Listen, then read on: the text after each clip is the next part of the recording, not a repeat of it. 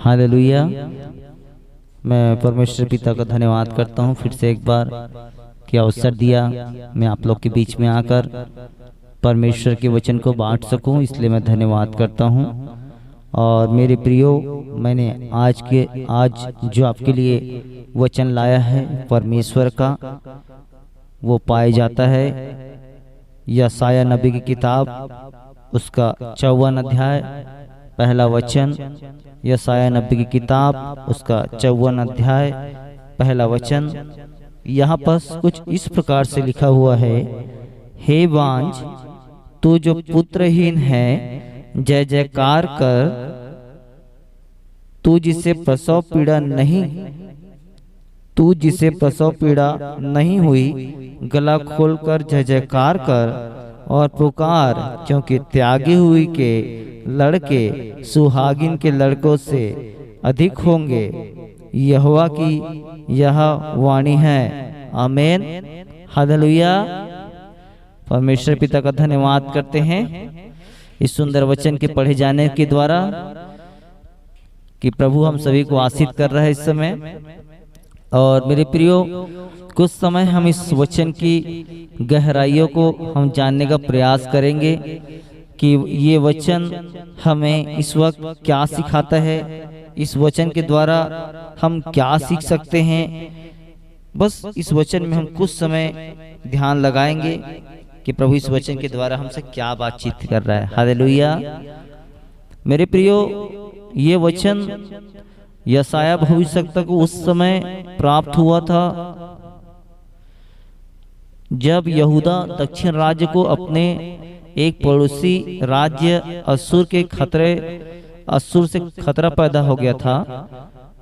यशायाह ने यह देखा कि यहूदा राज्य को वास्तविक खतरा केवल असुर की सामरिक शक्ति से नहीं था, परंतु यहूदी जाति के अपने पापों और परमेश्वर के आज्ञा का उल्लंघन करना था। हालेलुया। देखिए, यहूदी जाति के विषय में बता रहा है, उसके पापों के उल्लंघन करने के कारण था। उस समय विश्वास ना करना ही वास्तविक खतरे की बात थी। हालेलुया।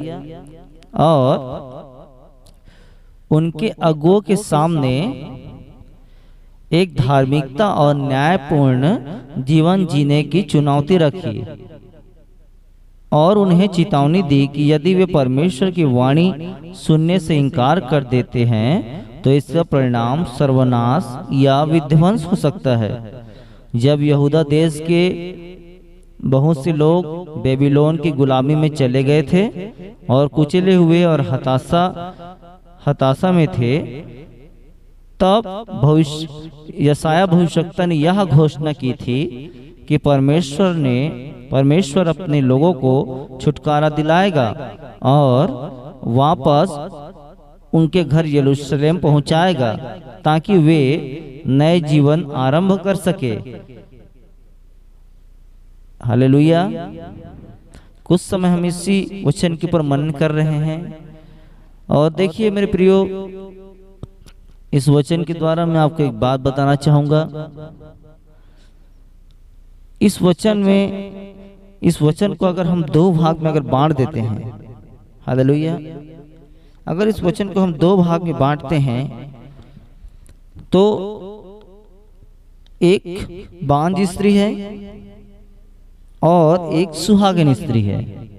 बड़े ध्यान से समझने का प्रयास कीजिएगा। छोटा सा वचन है लेकिन भेद बहुत ज्यादा है, क्योंकि ये वचन यशायाह भविष्यवक्ता को मिला था उस समय।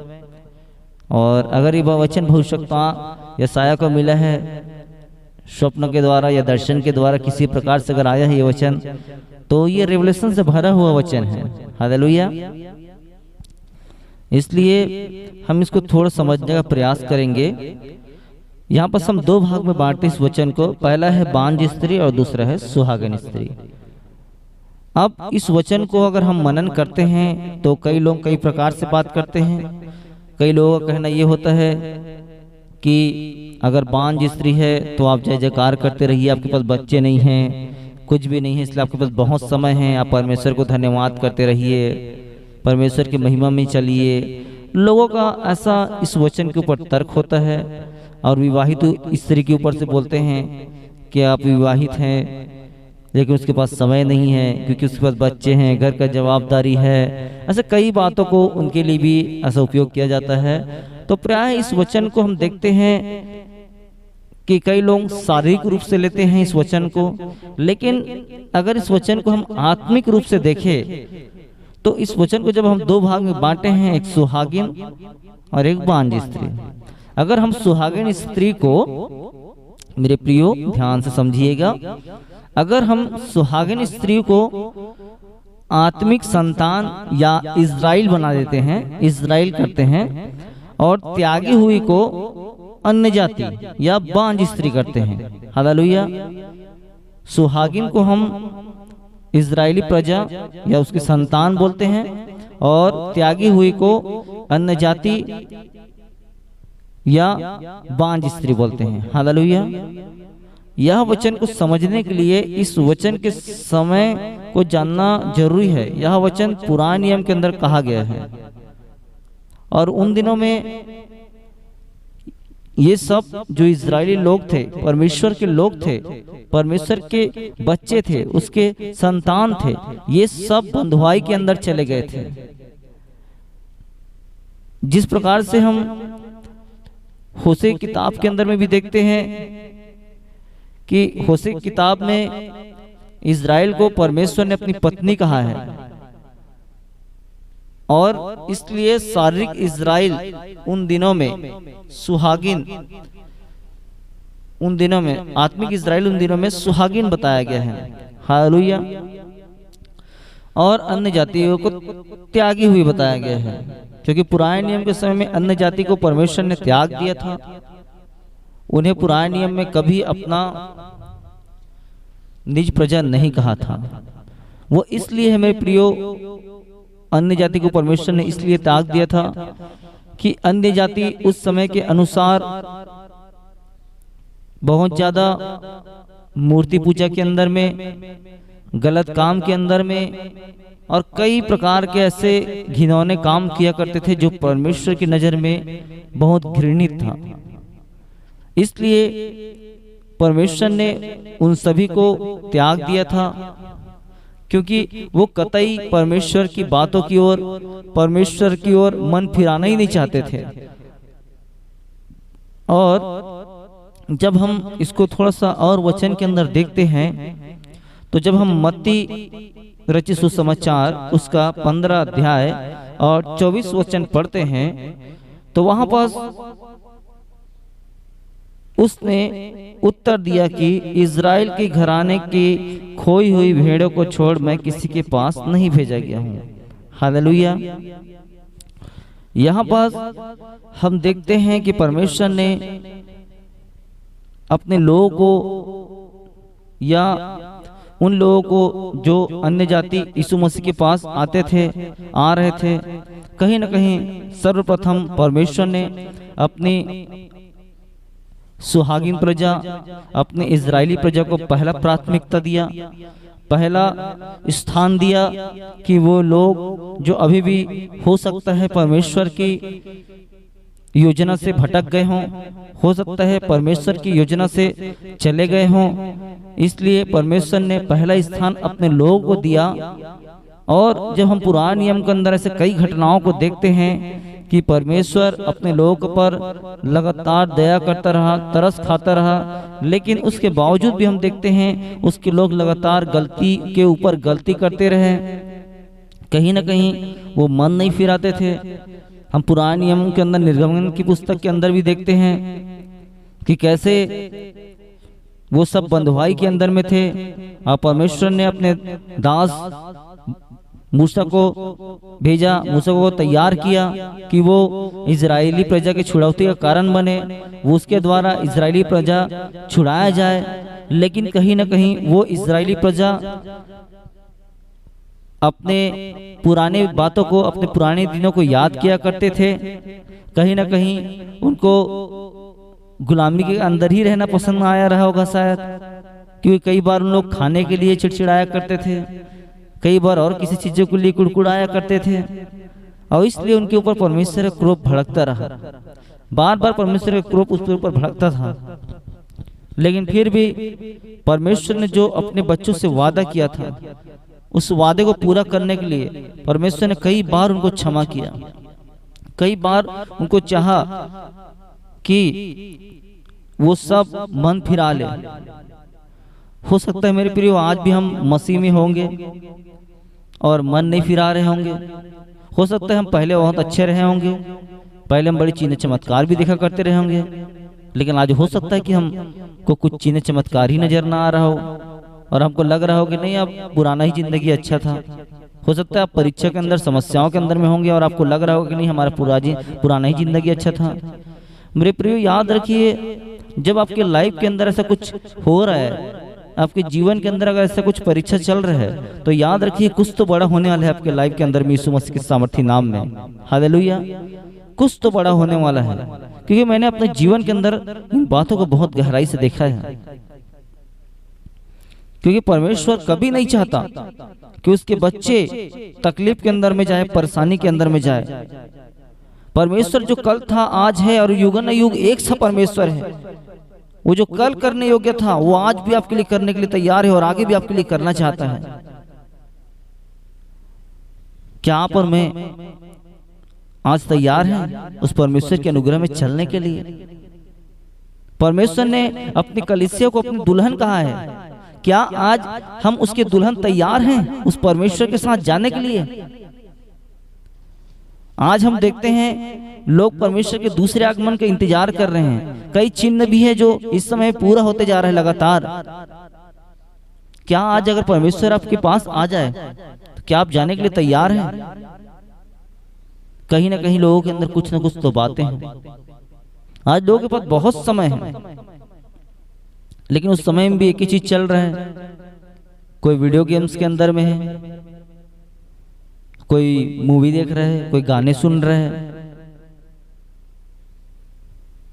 लेकिन कोई ये नहीं सोचता कि आज हम परमेश्वर के वचन को सुने या परमेश्वर के वचन को पढ़े या परमेश्वर के वचन में चले। हालेलुया। आज लोग सब मनोरंजन के साधन में डूबे हुए हैं। आज सभी सिर्फ मनोरंजन में ही डूबे हुए हैं, लेकिन आपके पास अवसर है प्रियो, क्योंकि परमेश्वर ने यशायाह भविष्यवक्ता को इस बात को प्रकट किया। परमेश्वर ने मूसा को, याकूब को, यहोशू को, कालेब को सब लगातार बताता रहा, लगातार उन पर दया करते रहा। वो कितना प्यार करने वाला परमेश्वर है आपसे और मुझसे। हालेलुया।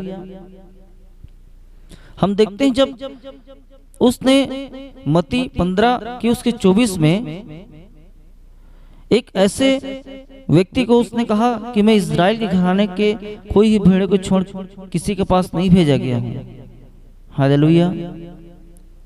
तो कहीं ना कहीं परमेश्वर हमसे बहुत प्यार करता है ना। हम देखते हैं कि अगर यीशु दोबारा अगर इस पृथ्वी पर आया तो कहीं ना कहीं अपने लोगों के लिए, अपने इज़राइली प्रजा के लिए आया, जिसे हम सुहागिन बोलते हैं। कहीं ना कहीं वो त्यागी हुए के लिए आया, क्योंकि परमेश्वर हमसे प्यार करता है। उसने हमें अपनी समानता और स्वरूप में बनाया, अपने समानता और स्वरूप में बनाया हम मनुष्यों को। तो क्या वो हमसे प्यार नहीं करता?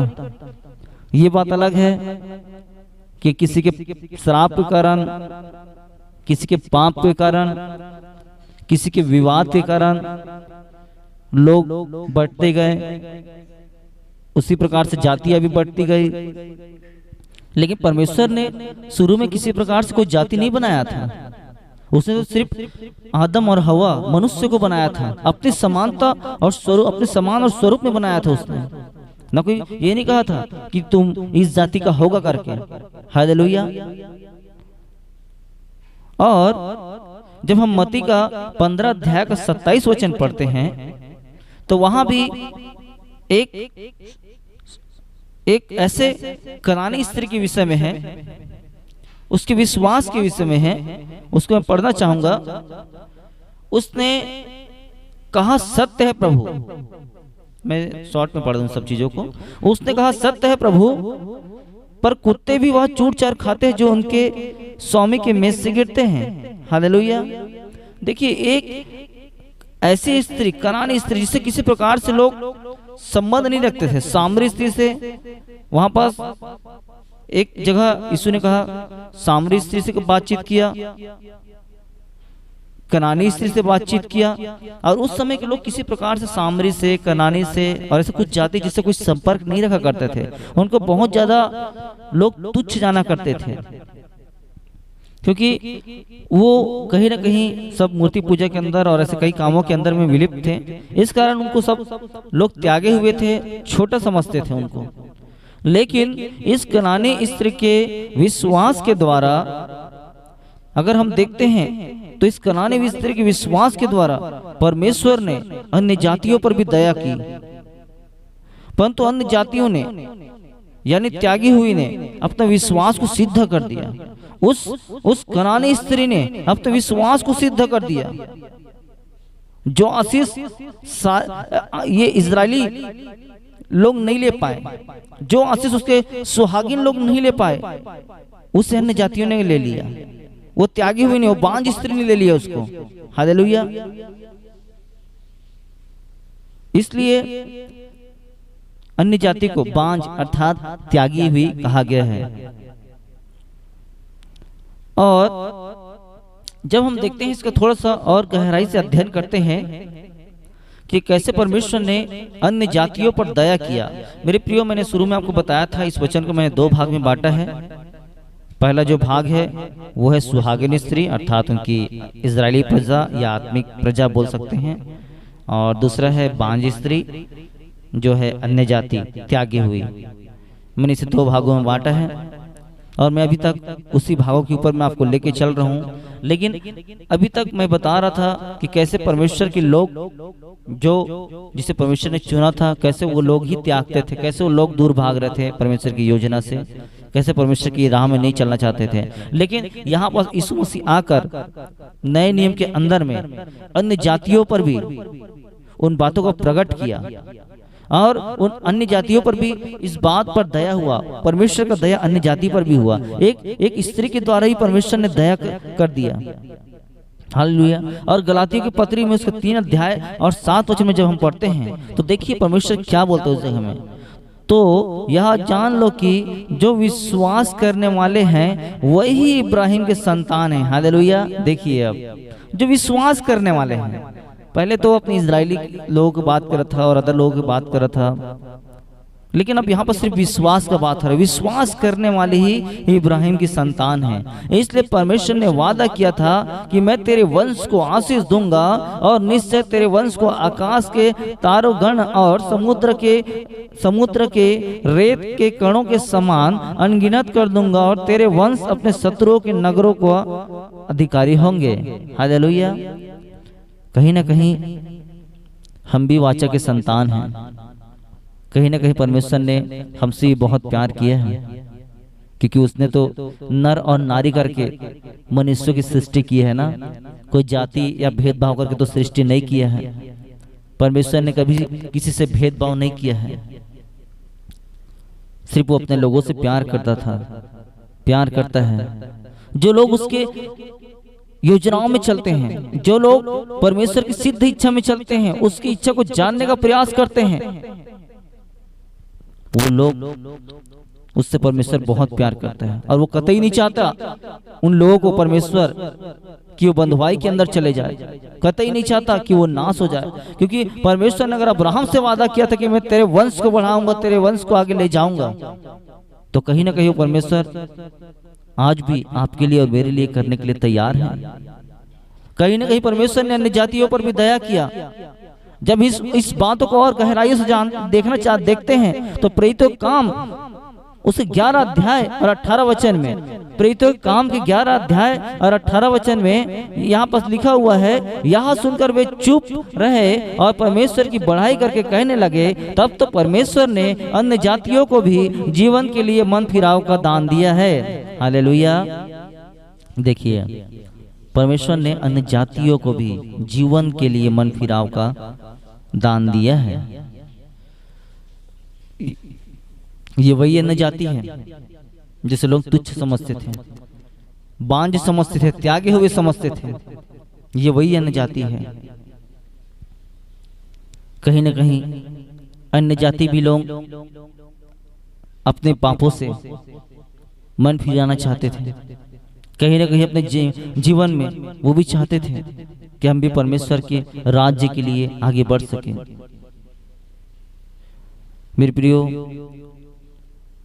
परमेश्वर ये जो आत्मिक अर्थात सुहागिन जो परमेश्वर के लोग थे, ये लोग सब खाने पीने और किसी न किसी चीज में विलिप्त हो गए थे। कोई परमेश्वर की बात नहीं जो रहा था, कोई भी परमेश्वर की बात नहीं जो रहा था कि हम परमेश्वर के दूसरे आगमन को देख सके या परमेश्वर को देख सके।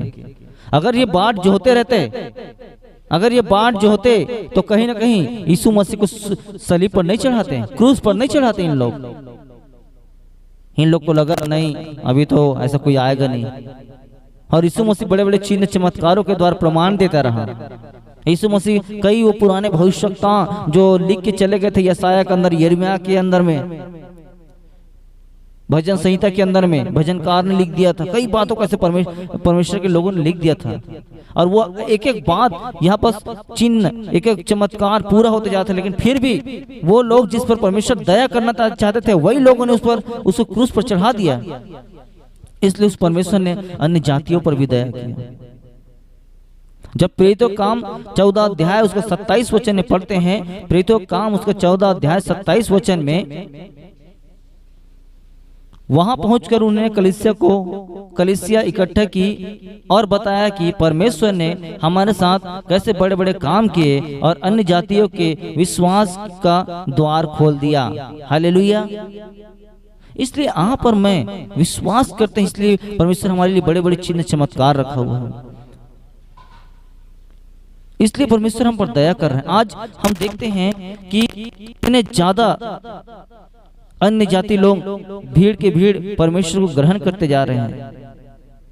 आज कैसे परमेश्वर अन्य जातियों पर भी बड़े सामर्थ्य काम को दिखा रहे हैं, कैसे बड़े बड़े चिन्ह चमत्कार अन्य जातियों के द्वारा हो रहे हैं। हालेलुया। और ये वही अन्य जाति हैं जो त्यागे हुए थे, आज उसी अन्य जाति के द्वारा परमेश्वर बड़े चिन्ह चमत्कार कर रहे हैं। क्योंकि पुराने नियम के अंदर अन्य जाति कुछ फल नहीं ला पाते थे, वे सब बांझ थे, वे सब बांझ थे। पुराने नियम के अंदर में ये जो अन्य जाति है वो कुछ भी फल लेके नहीं आते थे, इसलिए वे बांझ थे। और इसलिए परमेश्वर ने उन पर दया किया कि वे फलवंत हो जाए, ये फल लाने वाले हो जाए। हालेलुया। इसलिए परमेश्वर ने आप पर और मुझ पर दया किया है कि हम फल लाने वाले हो जाएं, हम फलवंत हो जाए, हम बांझ थे हम गर्भवती हो जाएं। हालेलुया। गर्भवती अर्थात मैं आत्मिक बातों को कर रहा हूं इसमें। उस परमेश्वर ने हम पर दया किया। जब लूका के 7:35 में पढ़ते हैं तो लिखा है, पर ज्ञानी अपने सब संतानों से सच्चा ठहराया गया। आज के समय में यह वचन परिपूर्ण होता है। इज़राइल के समान मसीह के जन्म के पीड़ा में इंतजार ना करने के बावजूद फिर भी हम अन्य जाति जो पहले से अधिक हो जाएं, जैसे कि आज के दिन तक यह प्रकट है।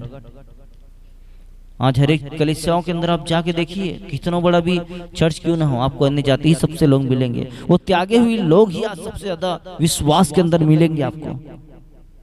इसलिए मेरे प्रियो, आपके और मेरे पास इस समय बहुत समय है कि हम परमेश्वर के सुसमाचार को फैलाते रहें, आत्मिक इज़राइल की संतान भी हो जाएं, हम आत्मिक हो जाएं, क्योंकि वो परमेश्वर का आत्मा हमारे अंदर है ना।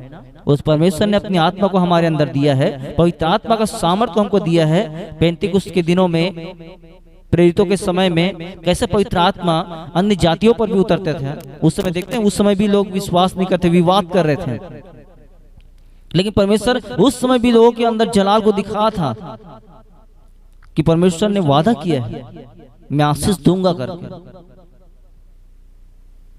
इसलिए परमेश्वर ने अगर आशीष दिया है तो हम उस आशीष के संतान हैं, उस वाचा के, उस वादे के संतान हैं।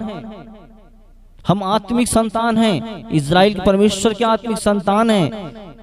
और यहोवा के इस महान अनुग्रह के लिए जय जयकार करो कि परमेश्वर ने हम पर दया किया है, हम पर आशीष दिया है। हो सकता है हम अपने पुराने कामों के अंदर, अगर हम मसीह को नहीं जानते, मसीह में नहीं आते, तो हम पुराने काम के अंदर विलिप्त होते हैं, पुराने कामों में फंसे हुए रहते हैं, वही कुछ ना कुछ गंदे काम करते रहते हैं जो परमेश्वर की नजर में घृणित है। लेकिन कैसे परमेश्वर ने हम पर दया किया है।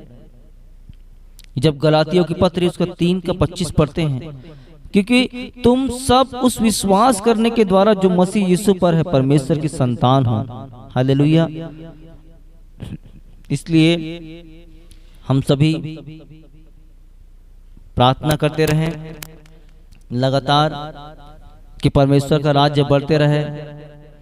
और भी ऐसे कई जगह हैं जहां पर परमेश्वर का नाम भी नहीं जानते, या उस जगह तक सुसमाचार तक के नहीं फैला हुआ है।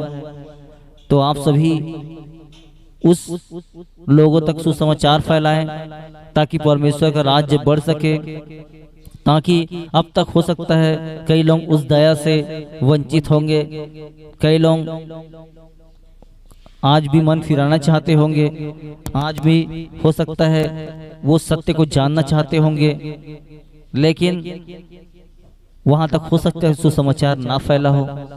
इसलिए सुसमाचार को फैलाते रहिए, परमेश्वर की महिमा में बढ़ते रहिए, परमेश्वर के लोगों से संबंध बनाए रखिए, मिलनसार रहिए।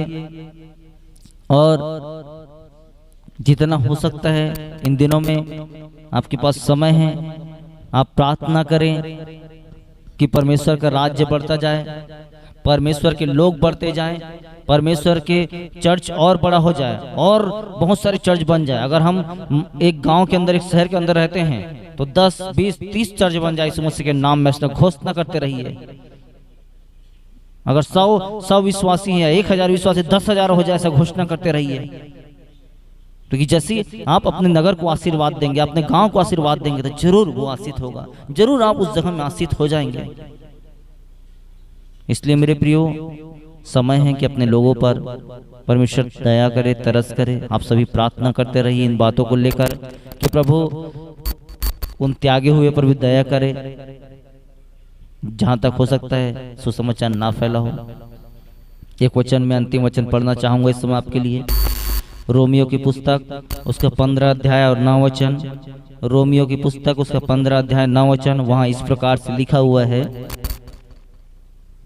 और अन्य जाति भी दया के कारण परमेश्वर की बढ़ाई करे, जैसे लिखा है कि इसलिए मैं जाति जाति में तेरा धन्यवाद करूंगा और तेरे नाम का भजन गाऊंगा।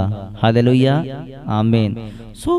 आप सभी धन्यवाद करते रहिए, क्योंकि हम उसके दया के कारण हम परमेश्वर की महिमा करेंगे, उसकी बढ़ाई करेंगे, प्रशंसा करेंगे, और जाति जाति में उसका धन्यवाद करेंगे, जाति जाति में उसका सुसमाचार फैलाएंगे, ताकि परमेश्वर के नाम की महिमा तारीफ हो।